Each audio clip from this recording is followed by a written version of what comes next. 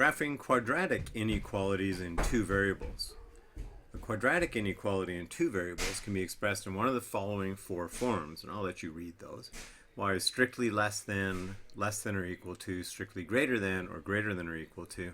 And note that the graph of a quadratic inequality will have a parabolic border, solid or dotted, or instead of a straight line border, solid or dotted.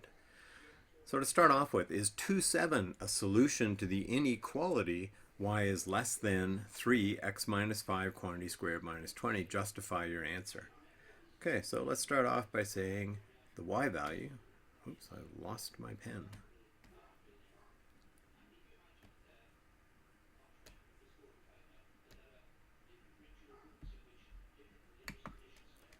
Okay, the y value, 7, is greater than 3, the x value, 2 minus 5 quantity squared minus 20. And what we're looking for is this statement true or not? Okay, 2 minus 5 is negative 3, squared is 9, times 3 is 27, minus 20, and the question is 7 greater than 7? And the answer is no. It's equal to. Had this inequality been greater than or equal to, the answer would have been yes. Okay, use transformations to sketch the graph of y is less than or equal to negative 2 x minus 3 quantity squared plus 7. So we need to go up here, look at this, use what we studied on parabolas. So the first transformation is a stretch, and we have a vertical stretch by a factor of 2.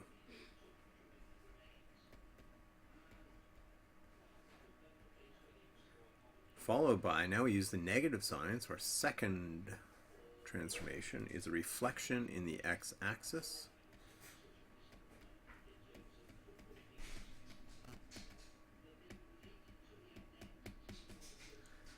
And 3 and 4 are the translations. So we're going to have a horizontal translation, right 3 units.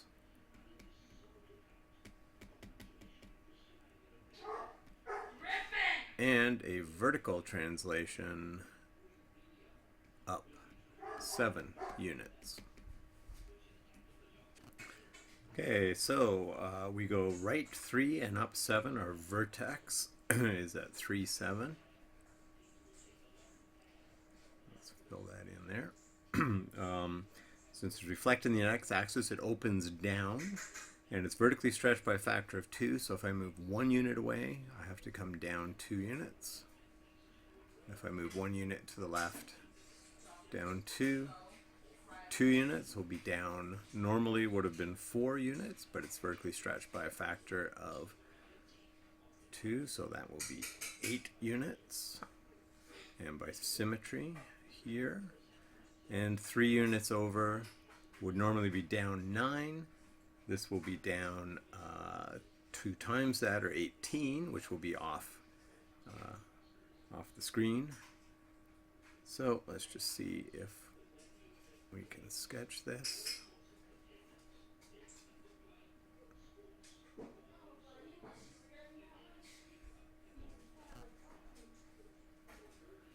And on the other side,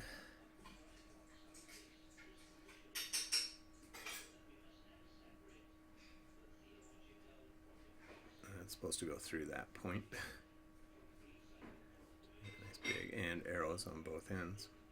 So now the question is, y is less than or equal to means that it will be below the parabola, and so I need to shade in the area below the parabola.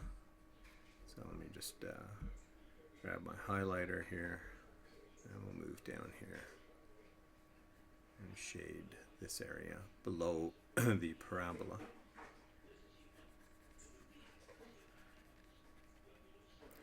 So anything in this region, in this case the plane, the coordinate plane, is divided into 2 regions.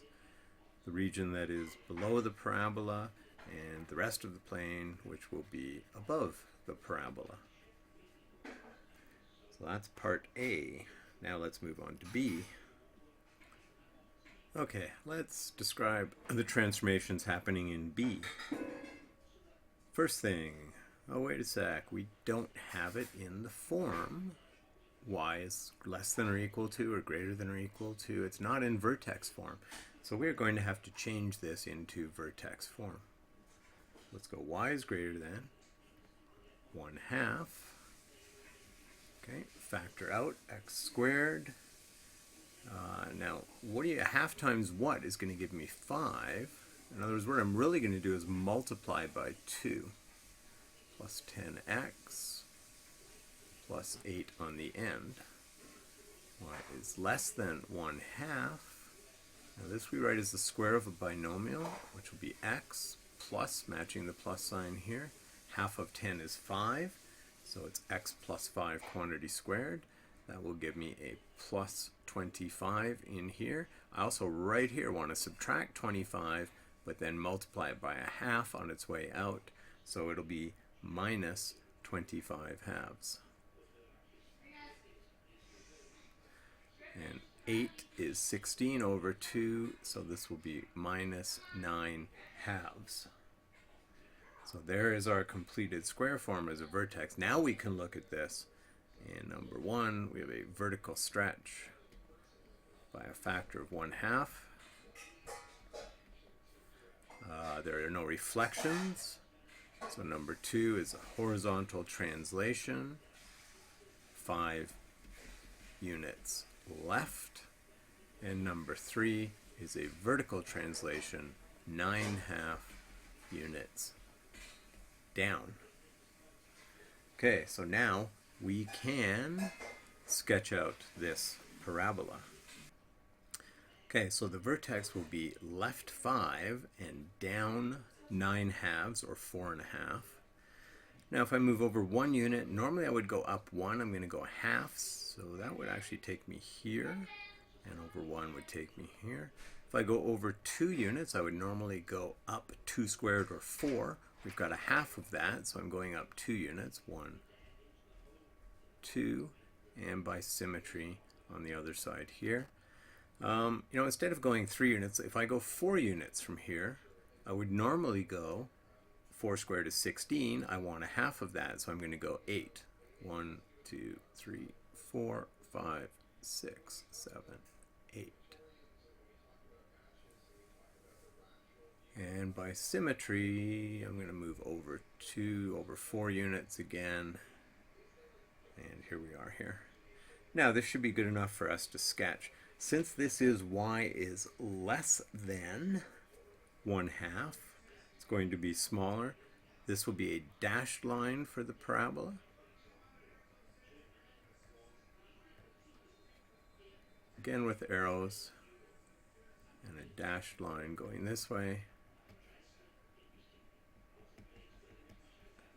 And the arrow, and in this case y is less than, so we're going to shade the area below the parabola,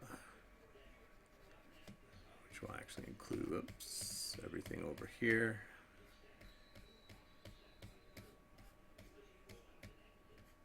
And here. But not in there where I hit. So let's go fix that.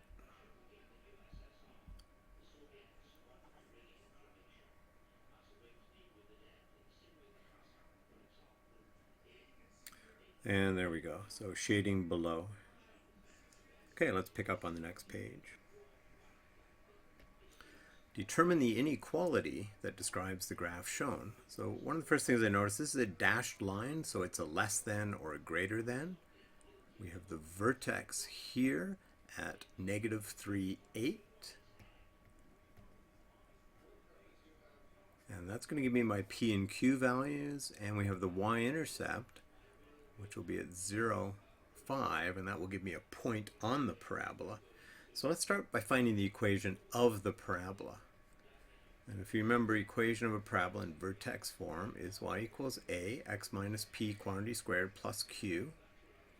Let's put in our p and q. So this will be x plus 3 squared plus 8. We have an x and a y value. We know that when y is 5, x is 0. Negative 3 is 9a, and so a is negative 1/3. So the parabola is y. Now, you notice we shaded above, so it's greater than. Dashed line means it stays greater than. A value, negative 1/3, x plus 3 squared plus 8.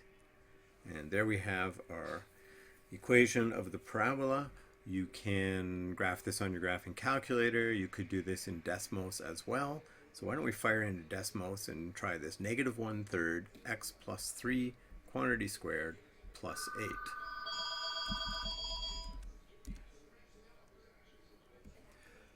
Okay, so here we are in Desmos, and we're looking at the point of interest. If you look up here, just slightly off the screen, we see the vertex is at negative 3, 8. We have the dashed line indicating that it's strictly greater than or strictly less than.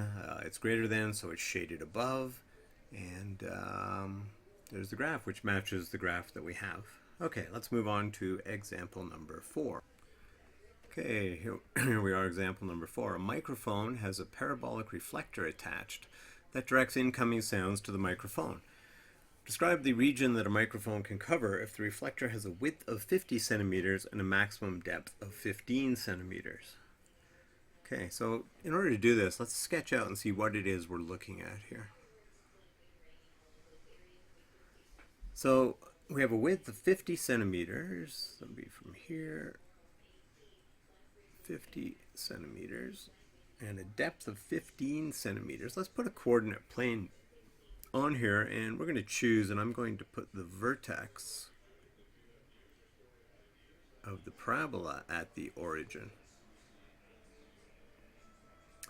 Now what that means is that P and Q will both be 0. And so all we're really interested in here is finding the value of A. Well, from 0, if this is 50y, then this is 25. And it's 15 high, so this is the point 25, 15. And that's really the information that we need in order to find the equation of this parabola. Since P and Q are 0, we're just looking for y equals ax squared. 15, the y value, is a times 25 squared.